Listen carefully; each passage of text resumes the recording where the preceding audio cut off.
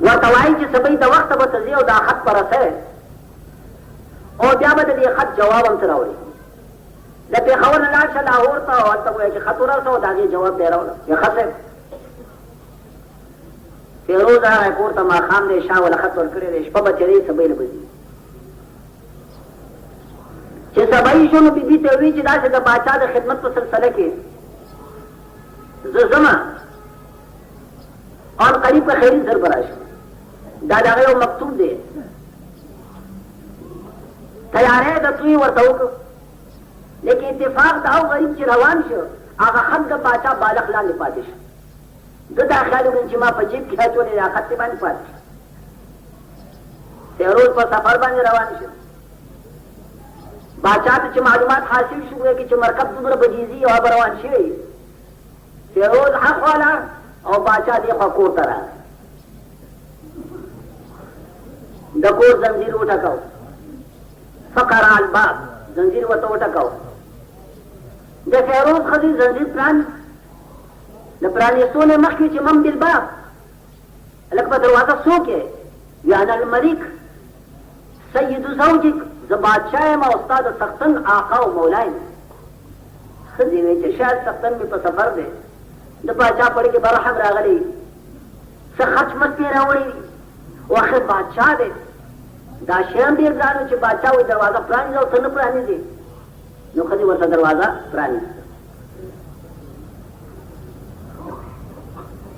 دروازه یې څه ورته پرانیزه شا داخل شو ښځې ورته ستړي مشي وکړه ډېره خوشحاله شوه ښځه ورته وایي چې باچا قبل عالم زموږ ډېر سعادت دی چې باچا قبل عالم زموږ غریب خانې ته راغلی او دلته به تشریف فرما دی موږ په خپل قسمت باندې ډېر زیات نن خوشحاله یو باچا ورته وایي چې لا بل جئتو ظاهرا نیت یې ورته خراب د فیروز ښځې زه خو ستا ملاقات په سلسله کې راغلی یم تا سره د خبرو اترو په سلسله کې راغلی ښځه ورته اعوذ بالله من هذه الزیاره باچا الله دې پناه راکړي مال دې زیارت نه باچا لا خیر فیها دا ته چې څه وایې ګویا کې دې کې څه خیر نه معلومېږي باچا ته په غوسه شو چې ویحکې لعلک لم تعرفیني انا الملک انا سید زوجک وښځې ګویا کې تباه شي شاید چې تاسو ونه پېژندم ته خبرې زه څوک یم زه باچا یم او زه ستا د سختن آقا او سردار یم ښځه ورته وایي چې صاحب ما ته پېژندلی چې ته باچا یې زه ناپوهه نه یم ځکه خو ما تا ته دروازه کې چې ته شاه یې زموږ د سترګو تور یې لیکن پخوانو بزرګانو څه وینا کړې ده نو کو خوب ورته بیا به درته ووایم عرض وایي چې دا دی چې د بچاو لپاره تدبیر پکار چې ګیر شي چې څه تاله درځي ګویا کې هغه عمل اختیار کا په ایماندارۍ سره نو هله به ګویا چې خلاص یې او که نه ګرفتار شوې نو یا د زنا چې کوم دی دا د خدای معصیت دی حدیث کې راځي جناب رسول الله فرمایي لا یزني الزاني حين یزني وهو مؤمن زناکار چې څوک زنا کوي نو په دې وخت کې دی مسلمان نه لا یزني الزاني حين یزني وهو مؤمن هغه نور د ایمان د ده نه پورته شوی وي خالص کوئی کې کدو پاتې شوی ځکه قرآن مجید فرمایي چې ښه مسلمان هغه دی چې د زنا نه به ځان ساتي هغه ته وایي چې خدای په پوره بلا بنور دا بادشاه دی ده نه به ځان څنګه خلاصې نو ښځه ډېره قابله ښځه وه اگر چې د غلام ښځه وه لیکن ډېره قابله وه ښځه ورته چې بادشاه صاحب چا خبرې کړي ډېرې مزېدارې مشرانو او که اورې زه به درته ویم وروبه څه ویلي مشرانو څه ویلي نو ښځه ورته وایي سأترك معكم من غير ورد سأترك معكم من غير ورد وذاك لكثرة الوراد فيه إذا وقع الذباب على طعام إذا وقع الذباب على طعام رفعت يدي ونفسي تشتهي وتجتنب الأسود ورود ماء وتجتنب الاسود ورود ماء اذا كان الكلاب ولغن فيه. باچا ستانه مخکې یو باچا تر شي او دا غویم د باچا ته باچا ویل یو باچا وی سأترك معكم من غير ورد وذاك لكثرة المراد فيه. خپل مخاطب ته وایي چې ستاسو د اوبو دا به زه پرېږدم، دا ستاسو ګودر، دا ستاسو کوې ډېره زه نه ورځم، دا اوبه زه نه څښم. باچا وایي وذاك لكثرة المراد فيه، ځکه چې دې اوبو ته واردین ډېر زیات قطعوبة جهان را روان دي. زما ته به داسې اوبه نه وایي زیات یو که عمر یو بکر داسې انځلې او کنیځلې بسم الله الرحمن الرحیم او لوټه پکې منډي لطافت ته تبې دی که نه. د شاهانو طبیعت خو ډېر لطیف وي، خبره کوم راحاجېږي. لطافت خو د شاهان یو خو د بزرګانو لطافت ته شاید چې د شاهانو لطافت ته مونه رسي. مرزا مظهر جانان رحمت الله علیه دا د مجدد عارف ثانی رحمت الله علیه موضوع خاص مرزا مظهر جانان رحمت الله سبای شو ګویا چې مریدان راغله غیر چاپیره حلقه جوړه شو. د مرزا سره سترګې سرې دي او دارنګې بدل دي او پریشان. مریدان ورته صاحب نن یې طبیعت ډېر زیات خراب دی. مرزا مظهر جانان رحمت الله علیه ورته وایي چې هو طبیعت مې ځکه خراب دی چې بېکا ما د کور طرف نه یو نوي پلستن راغله د اغوستو دپاره نوي پلستن. خو پلستن ته چې ما وکتل داسې بې ډنګۍ سره ګنډلې شوې وه چې یو ټک دلته یو هلته کوم ځای کې د دوه ټکو تر منځه سپک ځای دی، کوم ځای کې لیش دی، کوم ځای کې څه دی. هغه بې ډنګي د ګنډلو ما باندې دا اثر وکړو چې ټوله شپه ما له خوب رانه دی. د شاهانو طبیعت هم دې بزرګو ته ورسي، طبیعت مې دومره خراب نوې پلستن دا ښایسته مالي پکې دي خو ګنډلې ګویا چې خراب وي. د هغې د وجې نه ما له خوب رانه دی. د طاقت د طبیعت په دې د خپل لس متعلق لیکن د حقوق العباد متعلق وایي چې د مرزا سره یو بیبي و نهایت ترخه وه، بیبي و ډېره ترخه وه. سبا یې مورید واستو او پسې پرده ویې پوښتنه وکړه چې صاحب وایي چې نن څه پخوئ؟ نو بیبي به وایي چې دوه درې کتل وایي چې صحت ته مه کوو دې مورید ته به هم وکړه. هغه به زوړ غوږونه واپس راغی. ویې ولې؟ ویې ایسته ویې نو یې وایي اخر ویې صاحب خو تا ته هم کنځله کوم خبرو کو نشان نشته ستا بیبي سره موږ ته څه بخیر وایه چې هغه کنځلې یو یو ورته خپل مریدان وي چې صاحب دې ښځې نه څه غواړې څه ښځې سقاط دي. هر دا دی چې طبیعت لطافت په دې انداز چې نوې پلستن د هغې وجې نه خوب نه ورځي چې خرابه ګڼلې شي.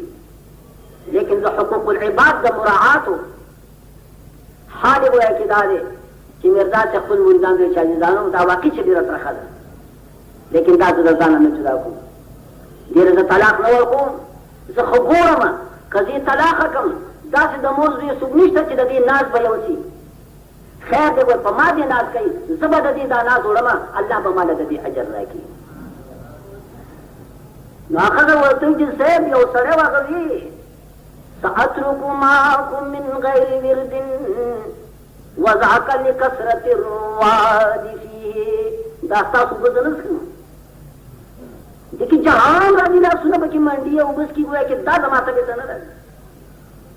اور پسې هغه وایي اذا وقع الذباب على طعام رفعت يدي ونفسي تشتهي. که یو مچ په طعام کې پرېوت مچو پرېوت رفعت يدي زه به خپل لاس پورته کړم اگر چې ونفسي تشتهي نفس به زما هغه طعام ته مشتاقي خوښ به یې مینه به ورته کېږي. لیکن چې مچ پکې پرېوت د خبرو به پوهېږئ. ښځه باچا ته وایي چې صاحبه ستا غلام دی مچ دی ګویا چې په ما را پرېوتی دی نو ته به ورته څنګه زړه ښه کوې او یا به وایي چې شاه نه باچا بنې. په خبره خو پوهېږم. اذا وقع الذباب على طعام رفعت يدي ونفسي تشتهي. چې مچ پکې پرېوتو بیا هغه طعام نو زه لاس پورته کوم هغه ته زړه نه ښه کوم. دریم شی دی وتجتنب الاسود ورود ماء وتجتنب الاسود ماء اذا كان الكلاب ولغن فيه. دخل دې غرض پدې شي چې باچا صاحب امزري هغه وبو ته نه ورځي چې دا هغه نه مخکې سپو جوته کړي وي. که یې اوبه چې سپوس کړي وي امزری بالکل نه هغه خدای قوت شامه ورکړي د پوزې قوت چې پوزه راکړه خو د تسپی راغلی و که څه وي ولې امزری د سپي جوته اشعري ورته وایي او دا ښځه ورته وایي چې باچا قبل عالم په هغه ځي به ته خوله لګې چې په کوم ځي باندې وایي چې ستا سپي خوله لګولې ده دې ته اماده ورغلی چې په هغه ځي خوله لګې چې ستا سپي هغه ځای جوته کړی دی. بادشاه ستا د شان رفیع سره دا به یې کې نه ښایي دا ډېر بې ذوقه به یې کې کار. باچا وشرمېد باچا وشه خو باچا وکړه وایي که چاته د خر زوی وې یا نظمن ورته پرېږده دا خبرې. باچا و ما تاسو یې کیسه کړې ده ایراني باچا زوی خوار روزدار په هندوستان کې ګرځېده خوار روزدار مسافر دی وطن چاو پیژنو خو دا خو شهزاده دی د ایران دعوت یې وله وکړو د غرمې به ته زما مېلمه یې راغی خوار روزدار و نه جامې ورپورې نه پیزار او شهزاده هغه میزبانه د کور مالک هسې تحسرا چې د هغه حال ته یې وکتل چې یا دا د باچا زوی او یا په کم رنګ په هندوستان کې در په در ګرځي. نو هغه وویل آنکه شیر آغا کو ندرو با مزاج آنکه شیر آغا کو ندرو با مزاج احتیاج است احتیاج است احتیاج. آغا شیر شام زرین یو گدر چی جوڑی اکم شیر دے احتیاج محتاجی. نو باچا زوی شهزاده چې دا خبر وی لکه د پلان دا باندې کړي ما ته روټۍ کړي او دای ما پوړي وي. باچا شهزاده زوی ورته تلفون په جواب کې وویل شعري نرکۍ مې شود روبا مزاج شعري نرکۍ مې شود روبا مزاج میزند بر کفش خود صد احتیاج. او میزبان او دوستا نرم زریم چې ته ګیدل شوی دی چې ګیدل کېږي نو کې نه هغه به نر نه داسې شل حاجتونه ولګي په خپل پڼې باندې وایي وایي چې روټۍ د هغه پرېښود او روان شو ډېرو لرې مړه خدا ته ستا روټۍ باچا ته ښځه وي چې باچا د خپل غلام په ځای باندې به ته خوله لګوې دا تا سره زیب نه کوي خوند نه کوي ستا د شان رچي نه دا مخالف. باچا وشرمېد او د دې شرمېدو د وجې نه راپاڅېد او په هزار ګوتې پاتې شو همداسې د غر بوی کې راووت. ډېر زیات چې وشرمېده بېعزته شو نو هغه وایي چې دا دی مهما امکن څه تدبیر پکار دی چې الله تا د زنا نه وایي کې بچ کړي. لکه دې ښځې چې تدبیر وکړو ځان د زنا نه بچ کړو نو د شا نه به څوک وایي چې بچ پاتې شي. شا وایي چې راووت او په ظاهر پاتې شو. پیرون چې نوښار ته رسېدلی دی چې ګوري خط ورسره نشته وایي پورې وړاندې لاهور ته روان دی او خط په کور کې پاتې شه. د پینډۍ نه وایي چې یا د نوښار نه رسالتون نه واپس وایي چې رایې منډې منډې کور ته راغی چې کور ته راورسېد باچا وتی وایي دی پرې رانه وت باچا یې نه وتی د کور نه دی دې باندې راغی چې راغی چې خط مانه وایي بالغ لاندې پاتې شوی دی چې ویې کته وایي د باچا پیزار پروت دی بوټان یې پرې واوښه هغه غلام و هغه پوهېده د دې باچا خو وایي چې څه نیت خراب و خیر نفس باندې قابو راوست ګور به د باچا سره بابا د چا جوړ کړی دی او څوک ورسره مقابله کولی شي. خط خو یې واخېست چې دا فریضه خو ادا شي وایي چې الله دې وایي ما له صبر راکړي. خط لاړ خط یې ورسو واپس یې جواب یې راوړ باچا یې جواب پیش باچا ورته 100 دیناره په انعام کې ورکړي سل اشرفه. سړی کور ته راغی ښځې چې ښځې وې نه واجبه کار شوې ده چې زه ستا پلار کړم ویې ولې ویې 100 دیناره راکړي دي باچا چې څنګه ربابي کو میده جوړه کو خو یاره دا بخوي چې پلار مې پکې یو مور دی او خونه دې ټوله پکې شریکې زما خو د پلار ډول مور نو هلته به لاړ شي دا میده هلته جوړو چې ښځې ته ووایې که نه چې مور کړی دی بیا به ډېره خوشحالېږي داسې باغ باغ ښځه ډېره خوشحاله وې ډېر زیاته خوشحاله وې بسم الله. ښځه راپاڅېده او دی ووایي چې صاحب روان شو ځان سره یې چرګان مرګان واخېسته څه وړي مړي خیر ښځې هلته ورسوله او دا څیزونه ورته کېښود او دی تېره ووت. یعنې اوس راځي خیر خوراک کاک وشي. ورځ تېره شوه، 2 3 4 هفته. پیرون د خپلې ښځې پوښتنه ونه کړه. میاشت تېره شوه، د کور اباد کې سړی نه راځي، دا څنګه سړی سړی. ورور ورپسې راغی. ورور ورته وایي چې وروره خبره دا ده، یا خو د خپل خفګان سبب ظاهر کړه. ته ولې خفه یې؟ خور دې موږ کره راوسته او تا پرېښود او پوښتنه یې نه کړې. یا خو د خپل خفګان سبب ظاهر کړه او که نه یا نه زر باندې راپورټ کوم چې دا ښځه ده ګویا کې نه پوښتنه کوي او نه د خط پوښتنه کوي او دی بار ګرځي ګویا کې خو دې موږ کره پرېښې ده. وایي چې روه سم خوښه یې وکړی سره او زه خو درځم نه. ورور ته یې قاضي قضات ته رپورټ یې پرې وکړ چې صاحب د باچا غلام فیروز د هغه ښځه ده او زما خور ده، وایه پرېښده منکر. حقیقت خدا دی لیکن الفاظ دا نه. فیروز ځان رپورټ کړ قاضي قضات ته. دعوت چې کوي وایي کې نو په بل انداز سره کوي، ځکه چې ویې کتو نو باچا هم ناست دی قاضي قضات سره. الفاظ ځکه بدوي چې باچا هم ناست دی که نه، باچا هم ناست دی قاضي قضات سره. نو دارو یې دعوه کوي چې صاحب دغه غلام ما خپل باغ دله په اجاره ورکړی و. باغ داسې چې دیوالونه وو، یو چینهدار کویه پکې وو.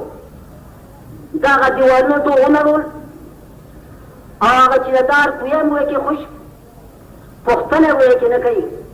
ده باندې زما دا دعوه ده، دا باغ ولې ما په اجاره ورکړی او زما د باغ وایي کې دا حشر. قاضي فیروز ته وایي دا څنګه دعوه ده؟ وایي صاحب بېشک ما له باغ په اجاره را کړی و، لیکن ما باغ دې ته وسپاره. څنګه چې ووایه صاحب سپارلی دی، ما پکې څه نه دي کړي. مخې راواړه ور ورته وایي چې باغ تاسو سپارلی دی. قاضي مو څه خبر چې څه کیسه ده؟ وایي باغ ته سپارلی دی. وایي صاحب باغ سپارلی دی، لیکن دنه دا پوښتنه چې ولې وسپاره؟ موده د اجارې خو لا باقي ده او د باغ ما ته وسپاره. آخر د اجارې خو څه موده دي که نه، اجاره کال دی 2 کال دی. قاضي د نکاح اجاره خو چې ته ژوندی جوړې اجاره ده. وایي صاحب موده باقي ده ګویا وسپاره، ولې وسپاره؟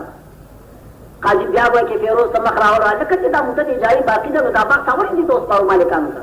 وایي صاحب یو عرض درته وکړم، باغ چې کوم دی ډېر ښکلی باغ و، خو زه چې څه وخت راغلم باغ له یوه ورځې چې راغلم نو باغ کې ما د امزري بوی وکتو. ما خیر دې نشته بچیه، دا امزري چې په دې باغه مفته شي خدای راته چې تا وایي چې لوړ تېر کړي. وایي صاحب د خپلې یارې د وجې نه چې د امزري بوی پکې وکتو نو بس دغه باغ چې امزري راځي ګویا کې نو ستا خیر پکې نشته. باغ بابا برعکس او ما ورته واپس کړه. باچا ناست دی، قاضي نه دی خبر. باچا ته او فیروزه په خدای باندې قسم چې هغه امزري ستا په باغ کې هېڅ اثر نه دی کړی. میوه شکور خو یې درکې نه، خدای راستي که هغه امزري پاڼې نه ګوتې وړلې دي. یو ساعت پکې ننوتی بیا په منډه پرې راوتی دی. خپل باغ دیواله امزري پکې هېڅ ګویا کې نه دي کړي. او مبارک شه درته ښه صاحب، سلام علیکم. وعلیکم السلام. خیر ما خیر هر ګویا کې دا دی. خدای به چې څوک په خبره پوهېږي یا نه پوهېږي هغه خبره ده. که تو سړی چې کوم دی نغارې ورته وهلی پرې نه پوهېږي. قرآن مجید فرمایي والذین هم لفروجهم حافظون. هغه کسان با مراد دي، هغه کسان کامیاب دي چې دي د خپل فروجو حافظین دي، د خپل شرمګاه حفاظت کوي. الا على ازواجهم او ما ملكت ايمانهم. خپل شرمګاه مه پټوه د خپلې بیبي نه او خپل شرمګاه مه پټوه د خپلې وینځې نه. دا د صورتات دا دی، خپله بیبي او خپله وینځه. لیکن شاید چې تاسو په دې فرق ونه پوهېږئ چې بیبي څه ته وایي او وینځه څه ته وایي. بیبي تا ته روا کېږي په نکاح سره. بیبي چې کومه ده